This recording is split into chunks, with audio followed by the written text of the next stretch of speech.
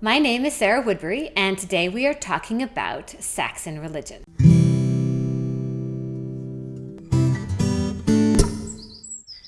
Well, we've already learned that the Saxons weren't Christian at this time. Is that correct? That's right. They weren't initially Christian. We spent the last 10 videos or so talking about Christianity. But as I discussed way back in the beginning of last season, Britain was conquered by waves of ethnic groups. I mentioned 5 at the time: Celts, Romans, Saxons, Danes, and Normans. The Romans brought Christianity to Britain, after which a significant number of Britons converted to it. By the time the Romans left, there were enough Christians in Britain to create a contrast to the Saxon invaders who were polytheistic. This contrast between pagan and Christian was highlighted by the Britons themselves at the time and after the fact. The worst crime, according to the annals, was that in the middle of the 5th century, the British Christian king, Vortigern, invited these pagan Saxons into Britain as a defense against the constant invasions of the also pagan Picts and Scots, who'd already taken over the north. Gildas, a British monk of the 6th century, who we've talked about in earlier videos, writes, "And they convened a council to decide the best and soundest way to counter the brutal and repeated invasions and plunderings by the people I have mentioned. Then all the members of the council, together with the proud tyrant, were struck blind.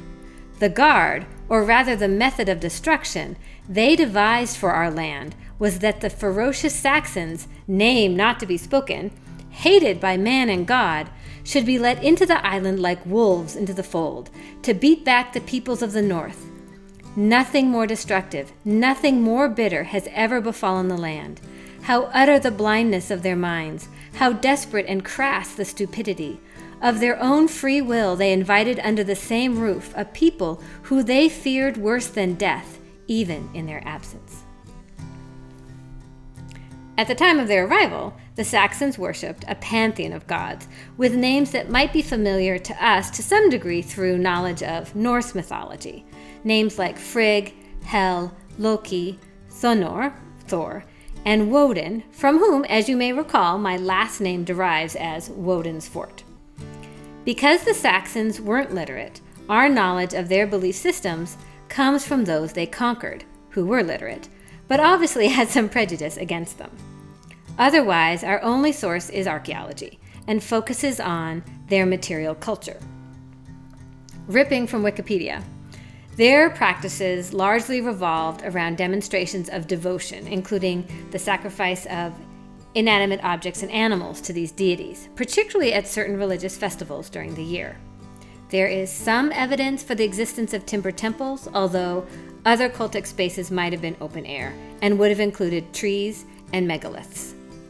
Little is known about pagan conceptions of an afterlife, although such beliefs likely influenced funerary practices in which the dead were either inhumed or cremated, typically with a selection of grave goods. The belief system also likely included ideas about magic and witchcraft, and elements that could be classified as a form of shamanism. Perhaps the Saxon belief system wasn't terribly different from the pre-Roman Celtic belief system of the Britons' ancestors. The conversion of the Saxons to Christianity began in 597 with the arrival of St. Augustine, who became the first Archbishop of Canterbury. Meanwhile, the Irish, who'd already been converted to Christianity by the Welsh St. Patrick, arrived in the north and began preaching too. The conversion continued, moving from one Saxon kingdom to another until, by around 800, all the Saxon kingdoms were Christian, and there was a fairly organized hierarchy that included churches, monasteries, bishoprics, and archbishoprics, all ultimately answering to Rome. Culturally, as with most everything else, Christianity in England was different from in Wales, as we've talked about in weeks previously. But as with the Welsh, the Saxons had their own churches, and it's the one at Dover we'll be talking about next week. Bishoprics and archbishoprics. Thanks for watching my video. You can click on the playlist or subscribe to my channel to see more. There'll be a new video next week. If you want to check out my books, click on the link to my webpage.